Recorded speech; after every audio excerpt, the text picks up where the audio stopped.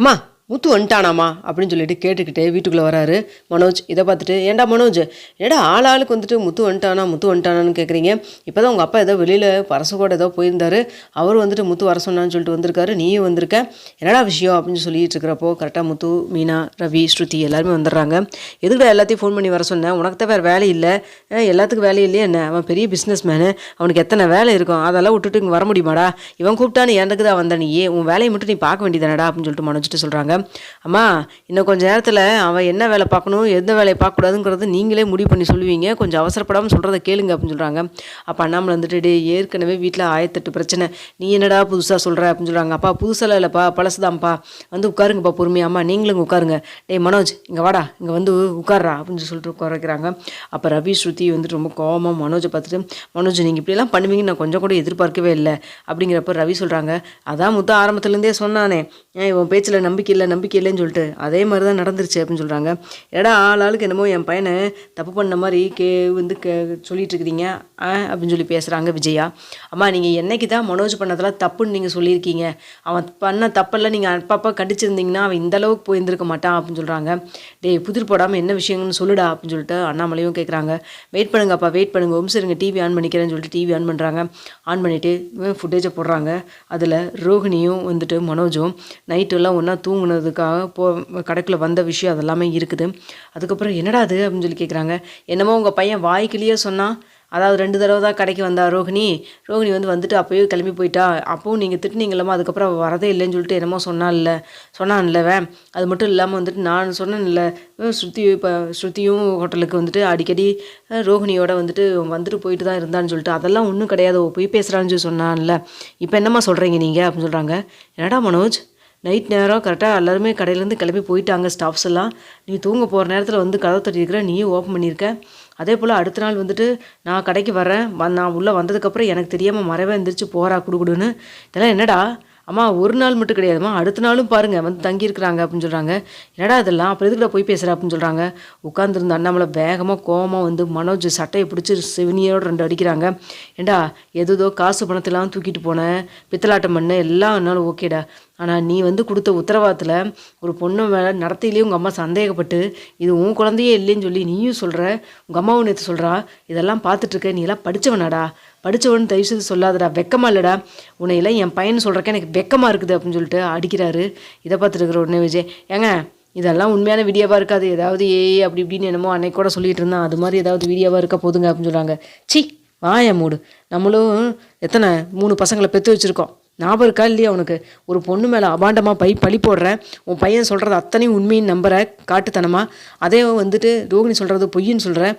மீனா கூட சொன்னாலும் இத்தனை பேர்த்துக்கு இருக்கிறப்போ வந்துட்டு அவ்வளோ தூரம் வந்து டிஎன்ஏ டெஸ்ட் வரைக்கும் போகிற விஷயம் எல்லாமே தெரிஞ்சுமே அவ்வளோ தூரம் ஸ்ட்ராங்காக வந்து ரோகிணி சொல்லிட்டு போயிருக்கிறா, இது வந்து மனோஜோட குழந்தைன்னு சொல்லிட்டு, இவன் சொல்கிறான்னு சொல்லிட்டு இவன் வந்து என்னைக்கு தான் வந்து முத்து சொன்ன மாதிரி தப்பு பண்ணிவிட்டு அந்த தப்பை எதிர்கொள்றதுக்கு என்னைக்கு வந்து தைரியமாக நின்றுருந்துருக்கிறான், பண்ணதெல்லாம் தப்பு தான் சொல்லி தெரிஞ்சும் கூட ஆமாப்பா நான் பண்ணது தப்பு தான் சொல்லியிருந்தா பரவாயில்ல, அப்பா இது எனக்கு அப்போவே சந்தேகமாக இருந்தது இவன் பேசுனது எல்லாமே, அதனால தான் சரின்னு சொல்லிட்டு ரவியை கூட்டிக்கிட்டு இன்றைக்கி காலையில் நான் வந்து கடைக்கு போய் விசாரிக்கலான்னு யோசித்தேன், போனால் கண்டிப்பாக அங்கே இருக்க எல்லாத்துக்கிட்டையும் சொல்லி வச்சுருவான் அப்படிங்கிறக்காக தான் சந்தோஷுக்கு ஃபோன் பண்ணி வெளில வர சொல்லியிருந்தேன்.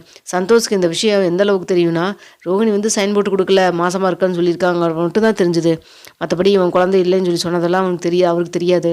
அதனால் நான் வந்துட்டு சும்மா பேசிக்கிட்டே கேட்டோம்.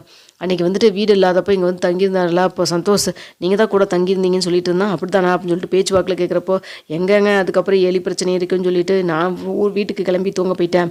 அதுக்கப்புறம் வந்துட்டு மனோஜ் ப்ரோ தான் ரோஹிணி வந்து 2 நாள் தங்குறாங்க, நீங்கள் கிளம்பிக்கிங்கன்னு சொல்லிட்டாரு, இதான் சான்ஸ்ன்னு சொல்லிட்டு எனக்கு கடையில் படுத்து தூக்கமே இல்லைங்க கொசுக்கடியில், அதனால் சரி ஓகே வீட்டுக்கே போயிடலான்னு சொல்லிட்டு நானும் வீட்டுக்கு போயிட்டேன். அதுக்கப்புறம் அந்த ரோஹிணி தான் வந்து 2 நாள் கம்பெனி கொடுத்துட்டு இருந்தாங்க அப்படின்னு சொன்னால், இதை கேட்டு தான் எனக்கு அப்போ வந்து பெரிய டவுட் வந்து கன்ஃபார்ம் ஆயிடுச்சு. சரி எப்படி அதுலேருந்து ஃபுட்டேஜ் எடுக்கணும் அப்படின்னு சொல்லிட்டு மனோஜ் கடையில் இல்லாதப்போ போய் ஃபுட்டேஜ் செக் பண்ணோம். அப்போ தான் இந்த எவிடன்ஸ் சிக்கிச்சு.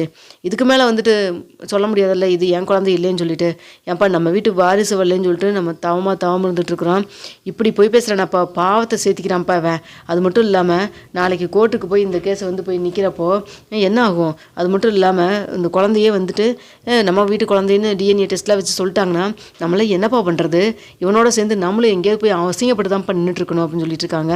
இதெல்லாம் அவனுக்கு புரிஞ்சால் பரவாயில்ல, இதுக்கு இவ வேற துணை அப்படின்னு சொல்கிறாங்க. ஏங்க இதுக்கு ஏதாவது வழி இருக்குங்க, நான் போய் அந்த வக்கீலம்மா பார்த்து நான் பேசிட்டு வரேன் அப்படின்னு சொல்கிறாங்க. ஏய் நீ என்னமோ பேசிக்கோ ஏதோ பேசிக்கோ, ஆனால் கண்டிப்பாக வந்துட்டு இது மனோஜுடைய குழந்தைங்கிறது மட்டும் எங்களால் நம்ப முடியும். சரியா, நீ வேணால் இனிமேல் ஏதாவது சொல்லிக்கிட்டு பேசிக்கிற, இனிமேல் அவங்ககிட்ட ஏதாவது இது சொல்லி கொடுத்து அந்த குழந்தைய ஏதாவது பண்ணுறதுக்கு ஏதாவது ட்ரை பண்ண உண்டு இல்லைன்னு பண்ணிடுவோம் பார்த்துக்கோ அப்படின்னு சொல்லிட்டு இருக்கிறாங்க. இங்கே வர்றா மனோஜ், இனிமேல் வந்துட்டு ஏதாவது வாயிலேருந்து பொய்ன்னு வந்ததுன்னா அவ்வளோதான்டா, ஒழுங்கு மரியாதையாக போய் இந்த வந்துட்டு ரோகிணிகிட்ட கூட வாழ்கிறேன்னு சொல்லி ஒழுங்கு மரியாதை சேர்ந்து வாழுடா அப்படின்னு சொல்கிறாங்க. இதை பார்த்துருக்க விஜயா, ஏங்க திரும்ப திரும்ப போய் அந்த சாக்கடையிலேயே போய் உழுவு சொல்கிறீங்களா?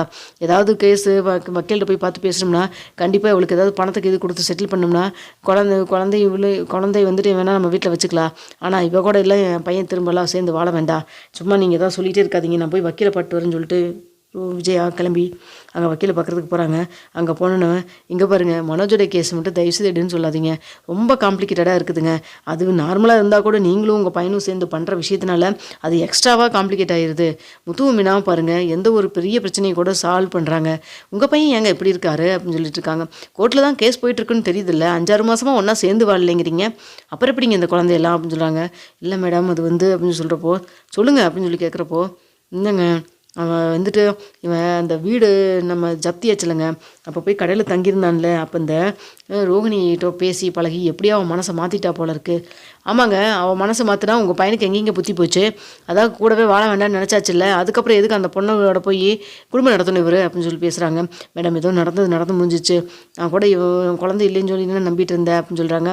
அது எப்படிங்க சர்வசாதாரணமாக ரோகிணி மேலே பழிய போடுறதுக்கு உங்களால் இவ்வளோ தூரம் ஈஸியாக பேச முடியுது அப்படின்னு சொல்கிறாங்க. சரிங்க மேடம் ஏதாவது வழி இருக்கா அப்படின்னு சொல்கிறாங்க. ஏங்க நீங்கள் இந்த குழந்தை இல்லைன்னு சொல்லி சொன்னீங்கன்னா போய் ரோகிணி மறுபடியும் போய் கேஸ் போட்டாங்கன்னு வச்சுக்கோங்க, அதுக்கப்புறம் பெரிய பிரச்சனையாயிரும், நீங்களும் சேர்த்து உள்ளே போய் உட்கார வேண்டியதாக இருக்கும் பார்த்துக்குங்க. என்ன சாதாரணமான கேஸுன்னு போயிட்டுருக்கீங்கன்னு நினைக்கிறீங்களா நீங்கள்? டைவர்ஸ் கேஸ் தான், அவங்க 6 மாதம் கழித்து பேசிக்கலாம்னு சொன்னாங்க, அதுக்குள்ளே இது மாதிரிலாம் நடந்திருக்குது. அது மட்டும் இல்லாமல் வந்துட்டு மனோஜ் இந்த குழந்தைக்கு எனக்கு சம்மந்தம் இல்லைன்னு சொல்லிட்டு இருக்காங்க விஷயமெல்லாம் தெரிஞ்சதுன்னா அதுக்கப்புறம் அவர் ஆயுசுக்கு வெளியிலே வர முடியாது அப்படின்னு சொல்கிறாங்க. இவங்க எப்படியாவது டைவர்ஸ் வாங்கிட முடியாதா அப்படின்னு சொல்கிறாங்க. நீங்கள் அந்த பொண்ணுகிட்ட தாங்க நேரில் பேசி ஆகணும், அந்த பொண்ணு மனசை வச்சா மட்டும்தான் முடியும், மற்றபடி வந்துட்டு இனிமேல் எதுவுமே பண்ண முடியாது. போய் இந்த பேப்பரை கொண்டுட்டு போய் கொடுத்து சைன் வாங்கிக்கலாம், 5 லட்சம் ரூபாய் கொடுத்து சைன் வாங்கிக்கலாம் அப்படிங்கிற பேச்சுக்கெல்லாம் இனிமேல் இடமே கிடையாது. உங்களுக்கு நான் வந்துட்டு வக்கீலாக வந்ததுக்கு நான் என்ன சொல்கிறதுனே எனக்கு தெரியல, கடைசியில் என்னுடைய கேரியரே ஸ்பாயில் ஆகிரும் போல இருக்குது உங்கள் பையன் பண்ணுற குளறுபடியில். விஜயா தயவுசெய்து நீங்கள் கிளம்புங்க, ஏதாவது பேசுனா நீங்கள் போய் ரோஹினிகிட்ட பேசிக்கிங்க. அது நீங்கள் குதிக்கிறீங்க பாரு தாம் தூம்னு கோவமா, அப்படியெல்லாம் போய் பேசுனீங்கன்னா ரோஹினி நினச்சா உங்களையும் சேர்த்து உள்ளே தூக்கி உட்கார வைக்க முடியும். பார்த்துக்குங்க, உங்களுக்கு இடம் பொருள் எதுவுமே தெரியாமல் நீங்கள் வாட்டுக்கு ஏதாவது பேசி விட்டுறீங்க. அந்த பொண்ணு எவிடன்ஸ் எடுத்து வச்சுட்டு எங்கள் மாமியார் எப்படி குடும்பம் பண்ணுறாங்க, என் குழந்தைய கலைக்க சொல்கிறாங்க அப்படி இப்படின்னு ஏதாவது சொன்னாங்கன்னா அதுக்கப்புறம் இன்னும் கிரிட்டிக்கலாக போயிடும், பார்த்துக்குங்க அப்படின்னு சொல்கிறாங்க.